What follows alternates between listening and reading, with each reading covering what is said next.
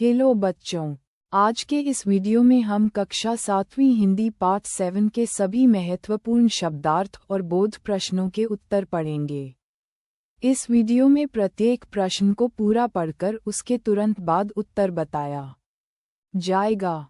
तो चलिए बच्चों, शुरू करते हैं आज का पाठ 7 बुक्स शब्दार्थ। बच्चों, सबसे पहले हम पाठ के महत्वपूर्ण शब्दार्थ पढ़ेंगे। मिथ्या, झूठ, असत्य। सरवर, तालाब, सरोवर। गरल, विष। जहर, डुलाए, हिलाने पर, डुलाने से। पेय, दूध, पानी। करी, हाथी। पान, पीना, ग्रहण करना। वशीकरण, वश में करना। जड़मती, मंदबुद्धि, मूर्ख। गहरी, ग्रहण करते हैं, पकड़ते हैं। अति, बहुत अधिक। पर, दूसरा, पराया। तज, त्यागना, छोड़ना। सिल, पत्थर, शिला। निंदक, बुराई करने वाला। संगही, साथ में। पातक, पापी, पाप। सुरभित, सुगंधित। निर्मल, साफ। स्वच्छ, पौहिए, पिरोना। पीन, पुष्ट, मोटा। कुठार, कुल्हाड़ी। तरोवर, श्रेष्ठ वृक्ष, पेड़। सुजान, चतुर, ज्ञानी। उद्यम, मेहनत, प्रयास। वारी, पानी, जल। योजक चिन्ह, योजक चिन्ह, योजक चिन्ह। अभ्यास, बोध प्रश्न। बच्चों, अब हम अभ्यास के बोध प्रश्न पढ़ेंगे। ध्यान से सुनिए और साथ साथ लिखते जाइए। प्रश्न 1, निम्नलिखित प्रश्नों के उत्तर लिखिए। प्रश्न क, कवि के अनुसार अति कहाँ कहाँ वर्जित है? उत्तर, कवि के अनुसार अत्यधिक बोलना, अत्यधिक चुप रहना, अत्यधिक वर्षा और अत्यधिक धूप, ये सभी वर्जित हैं।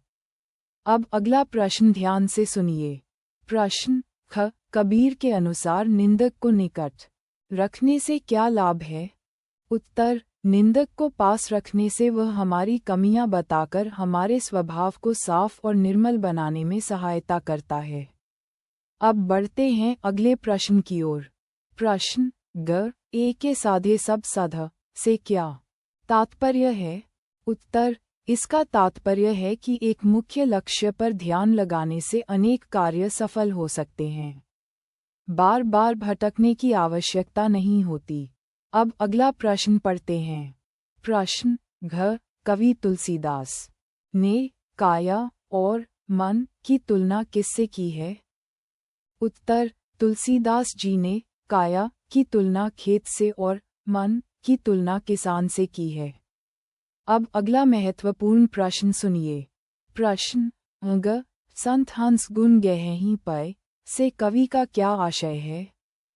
उत्तर, जैसे हंस दूध और पानी में से दूध ग्रहण करता है, वैसे ही संत पुरुष बुराइयों को छोड़कर केवल अच्छाइयों को ग्रहण करते हैं। अब अगला प्रश्न पढ़ते हैं।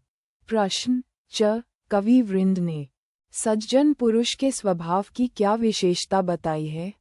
उत्तर, कवि वृंद के अनुसार सज्जन पुरुष का स्वभाव चंदन के समान होता है। जो उन्हें कष्ट देता है, उसके प्रति भी वे भलाई और मधुरता का व्यवहार करते हैं। अब अगला प्रश्न ध्यान से सुनिए। प्रश्न छ, भरपूर वर्षा कब होती है? उत्तर, घाघ और भदरी की कहावत के अनुसार जब चींटियां अपने मुंह में अंडे लेकर चलती हैं, तब भरपूर वर्षा होने की संभावना होती है। अब इस अभ्यास का अंतिम प्रश्न पढ़ते हैं। प्रश्न ज, चने की अच्छी खेती किस प्रकार की मिट्टी में होती है? उत्तर, चने की अच्छी खेती मैदे के समान बारीक मिट्टी में होती है। योजक चिन्ह, योजक चिन्ह, योजक चिन्ह। मेमो प्रश्न 2, नीचे लिखे विकल्पों में से सही विकल्प छांटकर रिक्त स्थान की पूर्ति कीजिए। अब बच्चों, हम दूसरे अभ्यास की ओर बढ़ते हैं। इसमें सही विकल्प चुनकर रिक्त स्थान की पूर्ति करनी है। प्रश्न क, कवि के अनुसार कुल्हाड़ी को भी सुगंधित करता है। उत्तर, चंदन। प्रश्न ख, रहीमन कब कहे लाख टका मेरो मोल? उत्तर, सोना। प्रश्न ग, तुलसीदास ने संत को के समान कहा है? उत्तर, हंस। प्रश्न घ कवि के अनुसार बिना साबुन के स्वभाव को साफ करता है। उत्तर निंदक। प्रश्न ग घाघ और भड्डरी की कहावतों के अनुसार धूल में नहाती है। उत्तर चिड़िया। प्रश्न च गेहूं की अच्छी खेती होती है। उत्तर मैदे के समान बारीक मिट्टी में। योजक चिन्ह योजक चिन्ह योजक चिन्ह। Open book. प्रश्न 3 निम्नांकित पंक्तियों का भाव स्पष्ट कीजिए। अब बच्चों हम तीसरे अभ्यास में दी गई पंक्तियों का भाव समझेंगे। प्रश्न क करता था सो क्यों किया, अब करी क्यों पछताए। बोया पेड़ बबूल। का आम कहाँ से खाया। उत्तर कबीरदास जी कहते हैं कि मनुष्य को कोई भी काम सोच समझकर करना चाहिए। जब गलत काम किया गया है तो उसका परिणाम भी बुरा ही होगा। जैसे बबूल का पेड़ बोने पर आम के फल नहीं मिल सकते, वैसे ही गलत कर्म का अच्छा परिणाम नहीं मिल सकता। अब दूसरी पंक्ति का भाव समझते हैं। प्रश्न ख करत करत अभ्यास के जड़मती होत सुजान। रसरी आवत जात ते सिल पर होत निशान। उत्तर कवि वृंद कहते हैं कि लगातार अभ्यास करने से मंदबुद्धि व्यक्ति भी बुद्धिमान और कुशल बन सकता है। जिस प्रकार रस्सी के बार बार आने जाने से कठोर पत्थर पर भी निशान बन जाता है, उसी प्रकार निरंतर अभ्यास से सफलता प्राप्त होती है। योजक चिन्ह योजक चिन्ह योजक चिन्ह।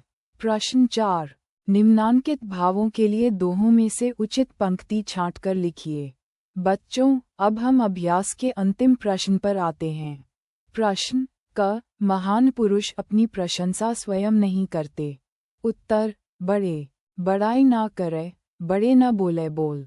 रहीमन हीरा कब कहे, लाख टका मेरो मोल। अब अंतिम प्रश्न पढ़ते हैं। प्रश्न ख अधिक बोलना व अधिक चुप रहना अच्छा नहीं होता। उत्तर अति का भला न बोलना, अति की भली न चूप। अति का भला न बरसना, अति की भली न धूप।